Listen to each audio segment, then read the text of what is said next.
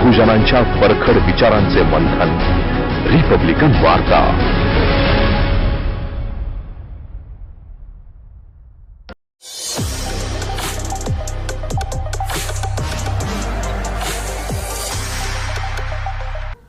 नमस्कार दर्शक, आपण पाहत आहात रिपब्लिकन वार्ता महाराष्ट्र सुपरफास्ट बातमीपत्र. पाहुयात काही महत्त्वाच्या घडामोडी. लालकृष्ण अडवाणींना त्या आरोपातून मुक्त केले का? प्रकाश आंबेडकर यांचा भाजपला सवाल. बातमी आहे अहमदनगरमधून.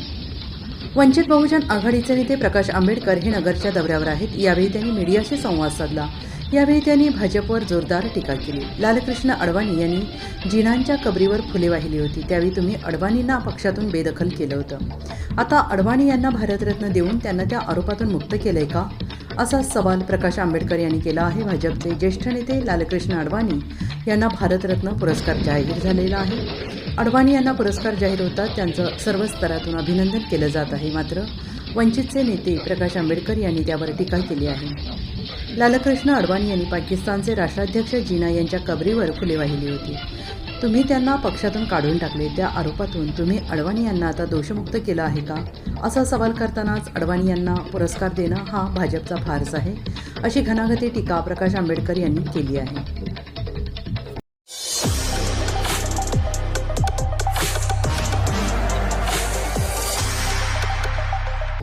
वळूया पुढील बातमीकडे.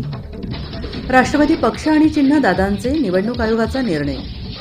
केंद्रीय निवडणूक आयोगाने राष्ट्रवादी पक्षाचं नाव आणि चिन्हावर आज निकाल जाहीर केला. राष्ट्रवादी काँग्रेस पक्षाच्या निकालाची गेल्या अनेक दिवसांपासून प्रतीक्षा होती. निवडणूक आयोग शिवसेनेच्या निकालापेक्षा वेगळा निकाल येईल असा अंदाज बांधला जात होता. केंद्रीय निवडणूक आयोगाने दिलेल्या राष्ट्रवादीच्या निकालाने राष्ट्रवादी काँग्रेसचे अध्यक्ष शरद पवार यांच्या गटाला मोठा धक्का बसला आहे.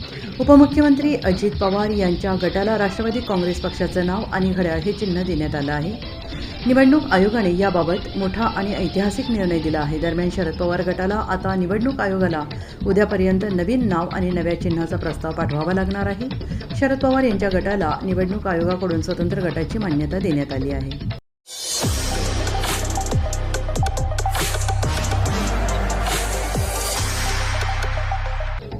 पाहूया पुढील बातमी. एनसीपी बाबतचा निर्णय केंद्र सरकारने निवडणूक आयोगाला लिहून दिला. नाना पटोले. राष्ट्रवादी काँग्रेसमधील फुटीनंतर पक्षाच्या चिन्हावर शरद पवार गटासह अजित पवारांच्या नेतृत्वाखालील गटाने दावा केला होता. यानंतर हा वाद केंद्रीय निवडणूक आयोगाकडे गेला. या प्रकरणी झालेल्या सुनावणीनंतर निवडणूक आयोगाने राष्ट्रवादीचे चिन्ह, घड्याळ आणि पक्षाचे नाव अजित पवार गटाला देण्याचा निर्णय घेतला. राज्यसभा आणि लोकसभा निवडणूक तोंडावर असताना केंद्रीय निवडणूक आयोगाने दिलेला निर्णय शरद पवार गटासाठी मोठा धक्का मानला जात आहे. यावरून आता राजकीय वर्तुळातून प्रतिक्रिया येत असून काँग्रेसने या निर्णयावरून केंद्रावर टीका केली आहे. काँग्रेस प्रदेशाध्यक्ष नाना पटोले यांनी राष्ट्रवादी काँग्रेस पक्षाबाबत घेतलेल्या निर्णयावरून निवडणूक आयोग आणि केंद्र सरकारवर निशाणा साधला आहे. नाना पटोले यांनी म्हटलं आहे की राष्ट्रवादी काँग्रेस पक्ष आणि चिन्ह अजित पवार यांना देण्याचा निवडणूक आयोगाचा निर्णय केंद्र सरकारने लिहून दिलेला आहे. निवडणूक आयोगाने तो फक्त जाहीर केला. काही महिन्यांपूर्वी भाजपचे राष्ट्रीय अध्यक्ष जे.पी. नड्डा यांनी देशात एकही प्रादेशिक पक्ष अस्तित्वात राहणार नाही असे म्हटले होते. याची आठवण नाना पटोले यांनी यावेळी करून दिली.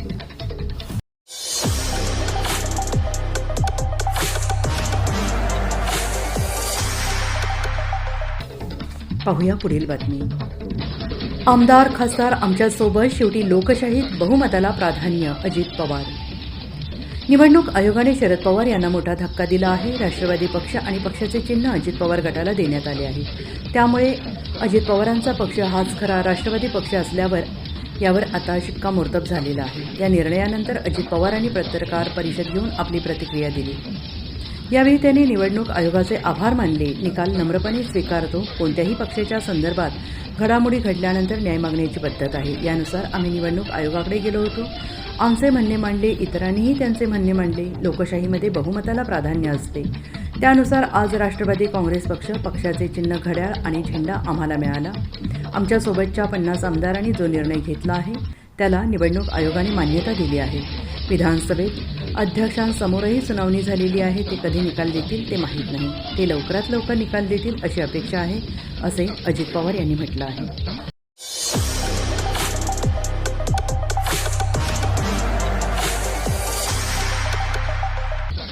पाहूया पुढील बातमी मुंबईतून आहे. शरद पवार हाच आमचा पक्ष आणि चिन्ह, जितेंद्र आव्हाड. राष्ट्रवादीच्या घड्याळांच्या काट्यांचा फैसला लागला असून पक्ष आणि चिन्ह आता अजित पवार गटाला मिळालं आहे. त्यानंतर शरद पवार गटाकडून विविध प्रतिक्रिया येत आहेत. निवडणूक आयोगाच्या निर्णयानंतर शरद पवार गटाचे आमदार जितेंद्र आव्हाड यांनी अजित पवार आणि त्यांच्या सहकाऱ्यांवर टीका केली आहे. ज्या बापाने तुम्हाला उभं केलं त्याला सोडून जाताना लाज वाटली नाही का, असा सवाल त्यांनी विचारला. शरद पवार हे फिनिक्स पक्षाप्रमाणे आहेत. राख झाली तरी उभं राहतील आणि स्वतःचं विश्व निर्माण करतील, असं त्यांनी म्हटले. तसेच शरद पवार हाच आमचा चेहरा आहेत, तेच चिन्ह आणि तेच पक्ष आहेत, असंही ते म्हणाले.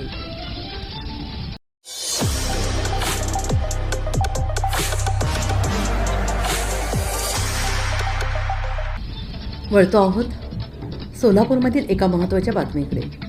सोलापूरजवळ पकडला 5.25 लाखांचा गांजा, एक सापडला तर दुसरा निसटला.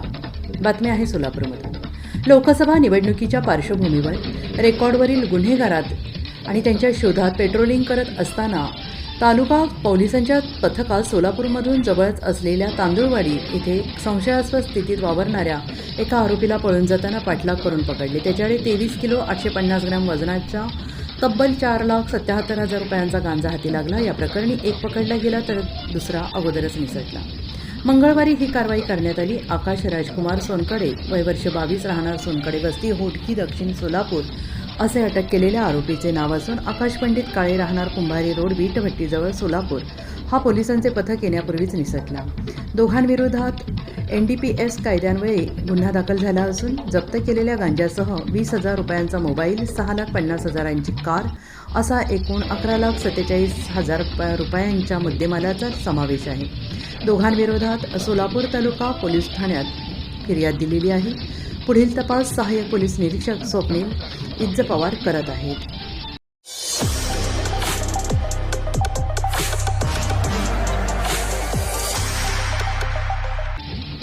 बातमी आहे पुण्यामधून. 10वीतील विद्यार्थिनीवर लैंगिक अत्याचार, पिंपरीत अकॅडमीच्या संचालकाला बेड्या. पुण्यातील पिंपरी चिंचवड शहरातून एक धक्कादायक प्रकार उघडकीस आला आहे. क्रिएटिव्ह अकॅडमीच्या संचालकाने 10वीतील विद्यार्थिनीवर लैंगिक अत्याचार केल्याचा आरोप आहे. या प्रकरणी या संचालकाला पोलिसांनी बेड्या ठोकल्या आहेत. या घटनेनं पिंपरी चिंचवड शहरात एकच खळबळ उडाली आहे. नौशाद शेख, वय वर्ष 58 असे अटक करण्यात आलेल्या संचालकाचे नाव आहे. त्याच्यासोबत एका तरुणीला देखील ताब्यात घेण्यात आले आहे. या प्रकरणी 16 वर्षीय पीडित तरुणीने फिर्याद दिली आहे. पिंपरी चिंचवड येथील रावेत येथे हा प्रकार घडला आहे.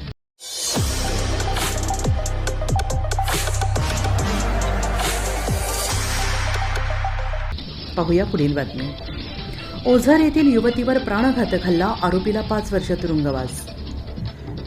बातमी आहे ओझर नाशिकमधून.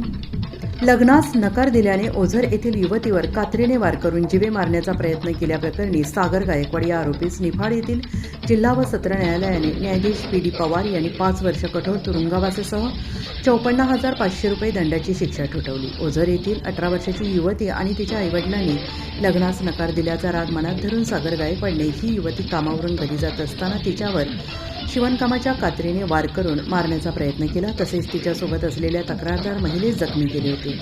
या प्रकरणी ओझर पोलीस ठाण्यात गुन्हा दाखल करण्यात आला आहे.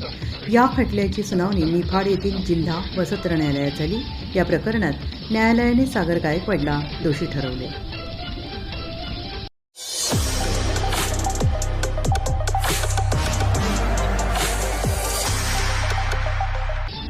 दर्शक हो, आपण वळतो आहोत एका महत्त्वाच्या बातमीकडे. बातमी आहे नारायणगावमधली.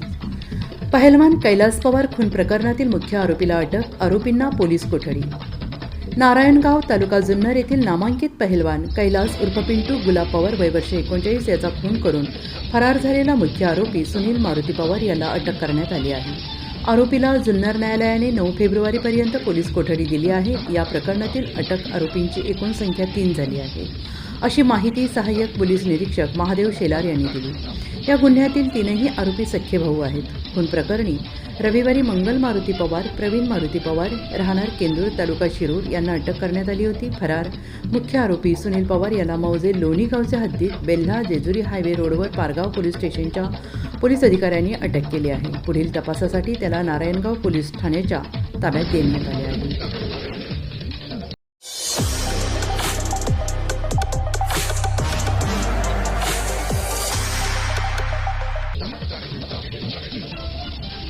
वळतो आहोत एका महत्त्वाच्या बातमीकडे. आमदार गणपत गायकवाड गोळीबार प्रकरणानंतर राज्य सरकारचा मोठा निर्णय. सर्वच जणांच्या बंदुकीचे लायसन्सची होणार पडताळणी. भारतीय जनता पक्षाचे आमदार गणपत गायकवाड आणि शिवसेना शिंदे गटातील शहरप्रमुख महेश गायकवाड यांच्या जागेवरून वाद निर्माण झाला होता. हा वाद सोडवण्यासाठी दोघांना उल्हासनगर पोलीस ठाण्यात बोलावण्यात आले होते. यावेळी उल्हासनगरच्या हिल लाईन पोलीस ठाण्यात आमदार गणपत गायकवाड यांनी महेश गायकवाड यांच्यावर गोळ्या झाडल्या. या प्रकारानंतर खळबळ उडाली होती. राज्य शासनाने उच्चस्तरीय चौकशीचे आदेश दिले. गृहमंत्री देवेंद्र फडणवीस यांनी या प्रकरणाचा तपास गुन्हे शाखेकडे दिला होता. आता आणखीन एक महत्त्वाचा निर्णय राज्य सरकारने घेतलेला आहे. आता पोलिसांना सर्वच जणांच्या बंदुकीचे लायसन्सची पडताळणी करण्याचे आदेश शासनाने दिले आहेत. दर्शको, तर या होत्या आजच्या काही महत्त्वाच्या घडामोडी. पुन्हा भेटूया रिपब्लिकन वार्ता महाराष्ट्र सुपरफास्ट बातमीपत्रात नवीन अपडेट न्यूजसह. तोपर्यंत तुम्ही पाहत राहा रिपब्लिकन वार्ता महाराष्ट्र. आमच्या यूट्यूब चॅनेलला सबस्क्राईब करा आणि बेल आयकॉनला नक्की प्रेस करा.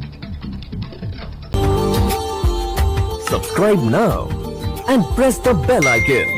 Never miss an update.